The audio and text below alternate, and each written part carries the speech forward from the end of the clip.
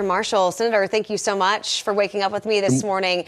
So at that news conference yesterday, you said the border is the #1 issue in this country. You've also tweeted out information on multiple cases of migrant crimes. Why don't you think this bill addresses the bigger issues at the border?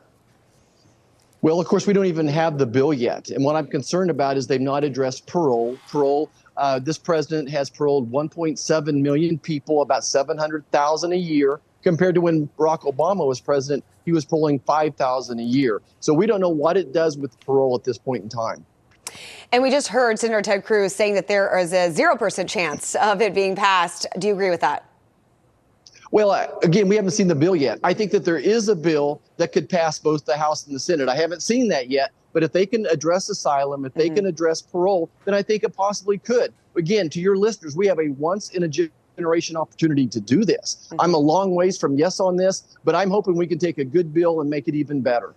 And it seems like in recent months, we've kind of seen abortion emerge as the #1 issue for Democrats. But as things get worse at the border, does the issue of security there become top priority? The border issue is the #1 issue across America. We did 2 recent town halls, and that's exactly what their #1 concern is, the safety and security of their family. Every community is now a border community, and that's why we started at Roger Marshall, MD, on Twitter, on X right now, listing and sharing those crimes that these illegal criminals, illegal aliens have committed, just to show that it's not a talking point, that these are real people, real families who are losing loved ones all across America.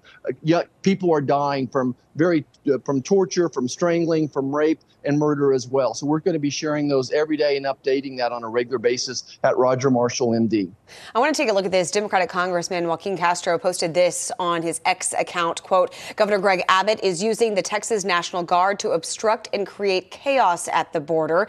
If Abbott is defying yesterday's Supreme Court ruling, the president needs to establish sole federal control of the Texas National Guard now. What do you make of that? Well, look, Governor Abbott has also taken an oath to protect the people of Texas, and that's exactly what he wants to do.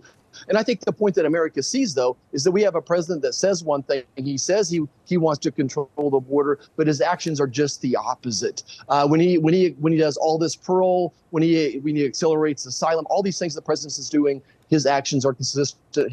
His goals are that he wants as many people as possible crossing the southern border. He thinks he'll vote for Democrats in the future. Just frankly speaking, how bad is this situation at the border? I know you've been there and we've seen all the video coming out of there, but how bad is this situation?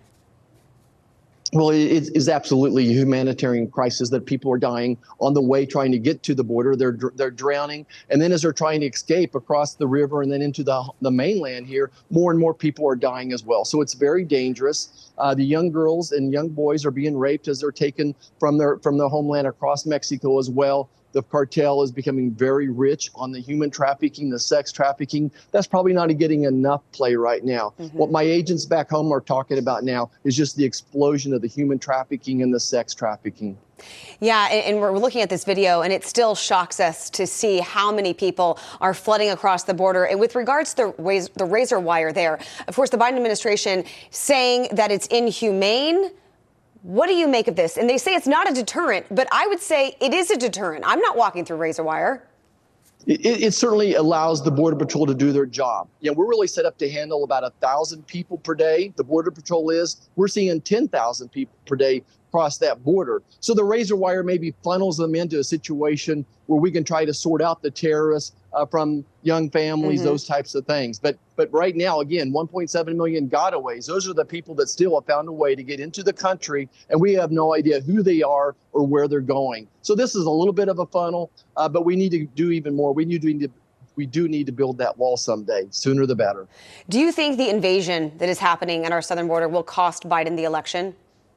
I do. I think that this is by far and away the #1 election. We did town halls again with senior citizens, with young adults in the last 2 weeks. Both of those groups say that this is the #1 issue. And Donald Trump has proven that he can secure the border with even the laws that we have right now. So we need to fire Secretary Marcus now. We need to fire Joe Biden in 300 days and elect Donald Trump to be president. He'll secure the border. He'll make America great again. He'll bring the price of gas and groceries down again. All right. Kansas Senator Roger Marshall, thank you so much for joining me this morning. Appreciate you. Thank you.